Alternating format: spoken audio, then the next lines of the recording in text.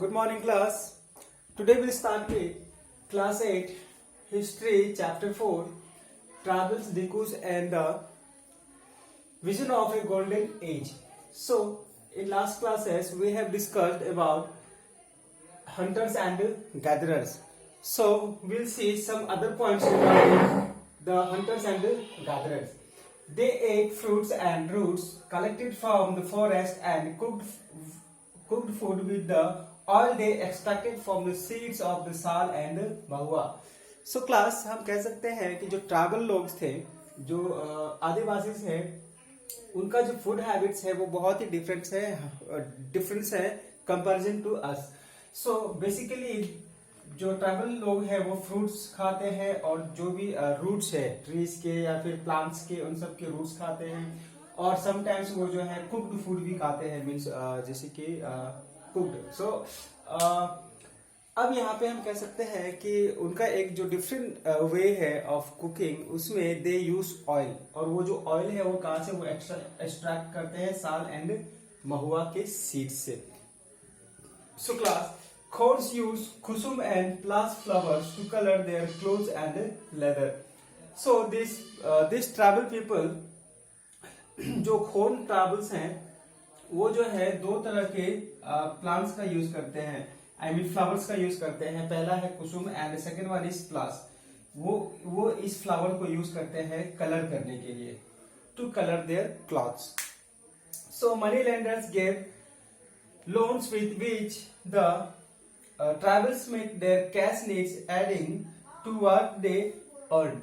So actually जो पैसे की जो जरूरत है वो कहाँ से लेते हैं, जो मनी लेंडर्स हैं जो वहाँ पे लोन देते हैं, जो कर्ज देते हैं उनसे वो कर्ज लेते हैं और उनके जो भी एक्सपेंसेस हैं उसके अकॉर्डिंगली वो खर्च करते हैं और बाद में जो उनकी नीड थी उसके अकॉर्डिंगली वो जो भी है एक्सचेंज में कुछ प्रोडक्ट्स जो है वो उस मनी लेंडर्स को वापस कर देते हैं.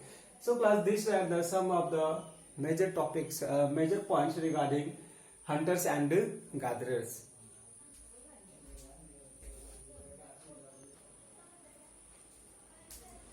So class, our next topic is some herded animals. So there were so many people who move along with their cattle for pastoralization.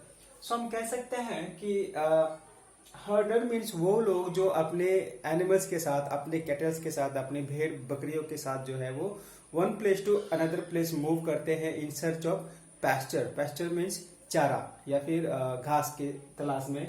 उन्हें हम क्या कहते हैं, पैस्टरलिस्ट कहते हैं. सो बेसिकली जितने भी ट्राइबल पीपल्स है in India, for example Andhra Pradesh, Bihar, Rajasthan, Jammu and Kashmir, Odisha, Andhra Pradesh, यहाँ पे जितने भी शिफर्स हैं या फिर जो हर्डर्स हैं उन सब का मेन काम है कि वो अपने एनिमल्स के साथ मूव करते हैं one place to another place और वहीं से वो क्या करते हैं अपने एनिमल्स के जो भी रिक्वायरमेंट्स है, for example grasses and their food, वो उससे कलेक्ट करते हैं. So let's see what are the some topics regarding herded animals. So they were pastoralists who moved with their herds of cattle or sheep according to the season. So हम कह सकते हैं जो पैस्टरलिस्ट है, सो पैस्टरलिस्ट का मतलब होता है वो लोग जो अपने एनिमल्स के साथ one place to another place में जाते हैं in search of pasture. Pasture means चारा. सो ये जो पैस्टरलिस्ट हैं इनका मेन वर्क है कि वो एक सीजन से दूसरे सीजन में मूव करते हैं. मीन्स फॉर एग्जांपल अगर हम कह सकते हैं, लेट्स टेक एन एग्जांपल, जो यहाँ पे शिपर है कश्मीर में, बकरवाल्स, गुज्जर बकरवाल्स ऑफ जम्मू एंड कश्मीर, उनका मेन वर्क क्या है ड्यूरिंग विंटर सीजन, जब अपर हिमालय में बहुत ज्यादा बर्फ जम जाती है, बहुत ज्यादा स्नोफॉल हो जाता है, तो जो भी ग्रासेस हैं वो अंडर द आइस या फिर अंडर द स्नो क्या हो जाता है, कवर हो जाता है. उसके बाद क्या करते हैं ये जो है वो मिडिल हिमालय में या फिर जिसे हम लोग लेजर हिमालय कहते हैं, लेजर हिमालय में अपने एनिमल्स को लेकर के आ जाते हैं. जब वहां पर भी स्नोफॉल ज्यादा हो जाता है और ग्रासेस जो है वो बिलो द स्नो आ जाते हैं, तो फिर वो क्या करते हैं, जो लोअर हिमालय है जिसे हम लोग शिवालिक कहते हैं, शिवालिक रेंज में वो अपने एनिमल्स को लेकर के चले आते हैं. फिर जैसे ही समर सीजन स्टार्ट होता है, जैसे ही आइस मेल्ट होने लगते हैं, तो वो शिवालिक से फिर लेजर हिमालय तक पहुंच जाते हैं। जो हम कहते हैं हिमाचल रेंज जो है वो शिवालिक से फिर कहाँ मूव कर जाते हैं, हिमाचल में, और हिमाचल से फिर ग्रेट हिमालय में, या फिर जिसे हम लोग हिमाद्री कहते हैं। हिमाद्री, हिमाचल एंड शिवालिक। तो शिवालिक में आ जाते हैं। जैसे ही गर्मी का मौसम आ जाती है और बर्फ पिघलने लगते हैं, तो वो फिर वो ऊपर की तरफ बढ़ने लगते हैं। बाद में फिर वो उसी स्थान पे पहुंच जाते हैं जहां से उन्होंने स्टार्ट किया था। तो ये जर्नी जो लगभग 6 मंथ्स का होता है। सो बेसिकली जो पेस्टरलिस्ट है, they move along with their animals in search of pasture according to the season. So when the grass of one place was exhausted, they moved to another area. For example, हम कह सकते हैं कि hilly areas में जब एक पैस्टरलिस्ट जो है वो अपर हिमालय से जब नीचे हिमालय में आता है, तो वो वहाँ पे अराउंड 2 days to 5 days रहता है, जब तक कि वहाँ का जो घास है वो खत्म नहीं होता। जैसे ही घास खत्म हो जाता है, तो वो पैस्टरलिस्ट क्या करते हैं, अपने एनिमल्स को लेकर के फिर थोड़ी सी नीचे और चले जाते हैं। This is the basic process of the this shepherds.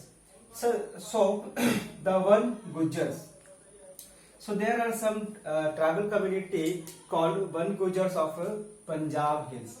जो पंजाब की पहाड़ियों पे जो चरवाहे हैं, उनको हम क्या कहते हैं, वन गुज्जर। ठीक उसी तरह से लबाडीज of Andhra Pradesh.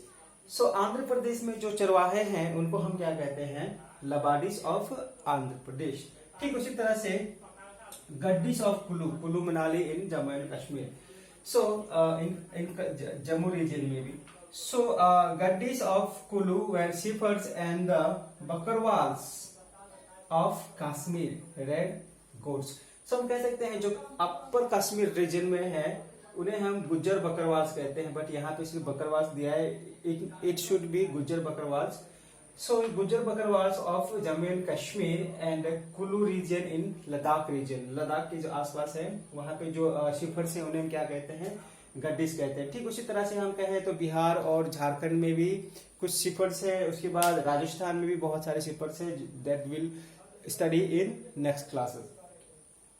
So class, these topics are the big topic regarding the some herded animals.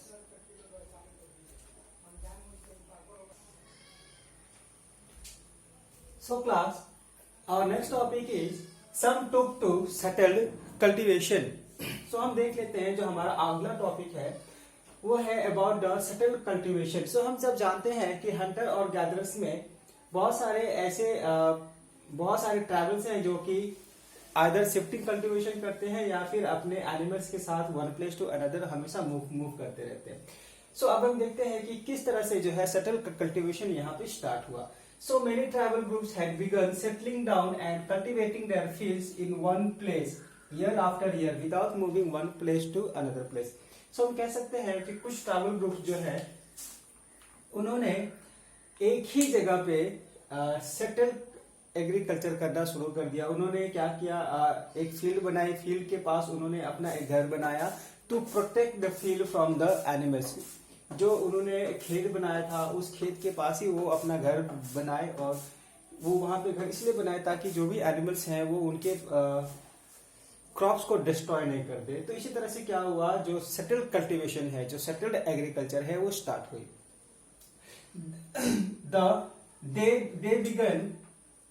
They began to use the plow and gradually got right over the land they lived on.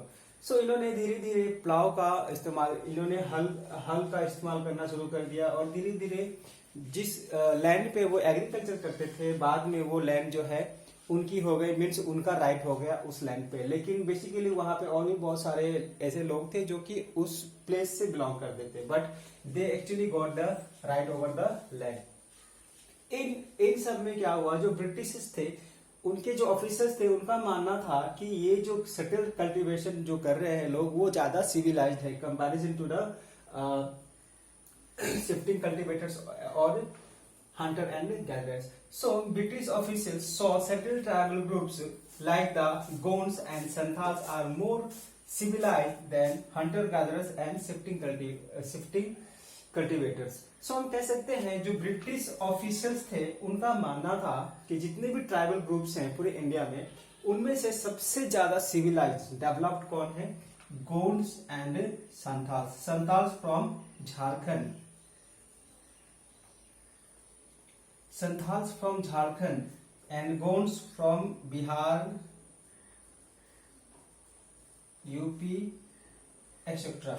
सो हम कह सकते हैं जो भी लोग हैं, for example Santhals are the tribal community of Jharkhand and Gonds are often found in Bihar, Uttar Pradesh, Rajasthan. So we can call that Gonds is the largest tribal community in India.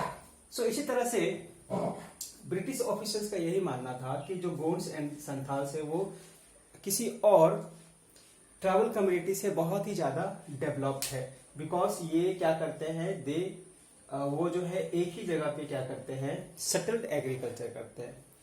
So let's move to our next topic.